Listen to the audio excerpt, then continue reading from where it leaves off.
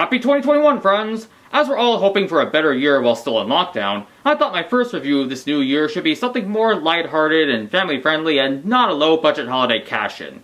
Do any millennials out there remember the cartoon show Arthur? A show about anthropomorphic animals dealing with normal challenges of suburban children.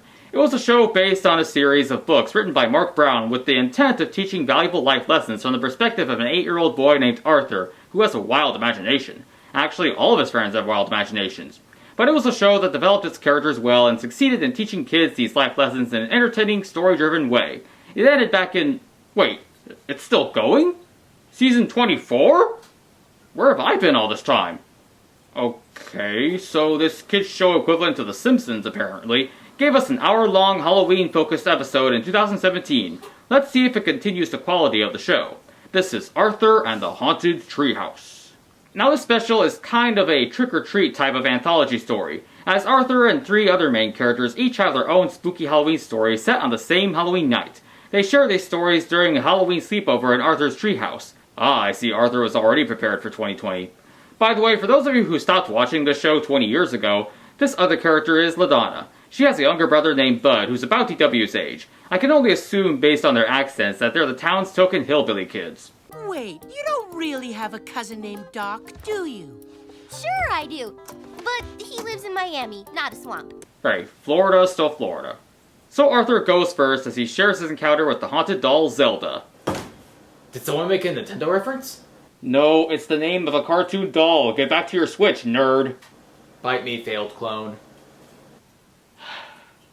Anyway, since this is a kids show, none of the spooky parts actually get that scary. They still stay within the zone of being kid-friendly. Even though that results in some parts feeling pretty cliché, it's all done in a way where you can tell this episode is having fun, and the kids should have fun watching it too. There's parts of Zelda appearing in a corner and her spooky voice scaring Arthur, and that's pretty much the gist of Arthur's story. A rather bare-bones, creepy doll story that sets up the rest of the episode. We then get Francine coming in dressed as a prom queen, with what looks like one of those Burger King kids meal crowns. Her story is set in her apartment building, where she does all her trick-or-treating, and this sequence features many corny jokes that were always pretty common in the show. There you go. Prunes, sweetheart. That's nature's candy. You know, I hear Taco Bell has the same effect. Francine gets to this one older Jewish lady who tells her the story of a golem that terrorized her small childhood town in Europe. Now, this is interesting that the writers included this, as the golem is actually part of Jewish folklore. The story is also slightly darker than you'd expect. He was hit by a trolley cart, and all his fingers were broken. Sweet Jesus! If this wasn't a kid's show, I would assume that poor violinist got run over by the trolley. But the spooky part isn't the golem story, it's the twist that the old lady might actually be a ghost. After the story, Francine calls the local rich girl Muffy to see why she isn't at the sleepover yet. This brings us to story number 3, and this one is set in a graveyard. You knew this was coming at some point. Her butler, Bailey, is scared to walk through, but Muffy isn't. She explains that the year prior, she and Francine ran all the way through the cemetery and of course saw no ghosts or zombies. It's interesting to see a Halloween story set in a cemetery where the cemetery isn't meant to scare the main character. In a kids show like this, it's a good way to teach kids about facing their fears, but I'm hoping it's not trying to encourage them to stroll through a cemetery in the middle of the night. Pretty sure that's illegal. But this walkthrough is cut short by a sudden rainstorm. You know, in case we didn't have enough cliches. While waiting for the rain to stop, Muffy and the butler encounter, what else? A black cat. You called? No, this is Arthur, not Sabrina! Oops. I miss when the cabin was all mine. The butler tries to pick up the cat, which goes about as well as you'd expect. Don't be afraid. Oh dear! No! Not the trousers! Fatality. Just kidding. This is a G-rated film after all. But the cat is friendly to Muffy, so she finds out who he belongs to. My name is Binky Kruger. I live at 1428 Elm Street. Huh.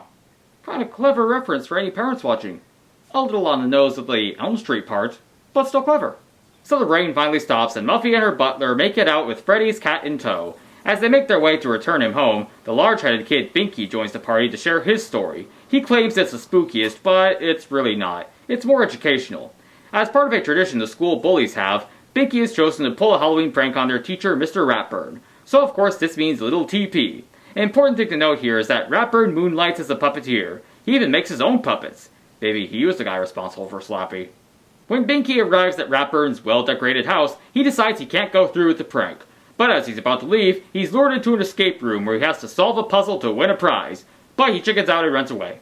The rest of the gang tells Binky that the puzzle is obviously based on horror stories written by the legendary Edgar Allan Poe. Even with this knowledge, Binky still seems unconvinced to return, until he realizes...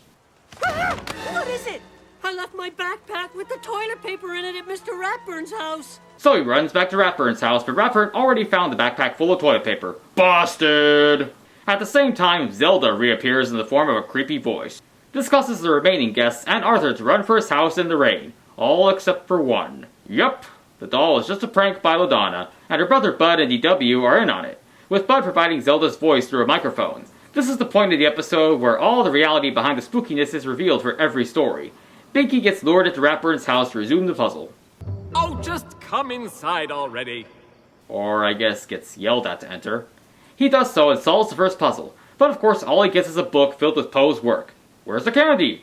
Well, fortunately for Binky, there is candy, and Ratburn is apparently pretty forgiving since he gives Binky candy even with the failed puzzles and toilet paper backpack.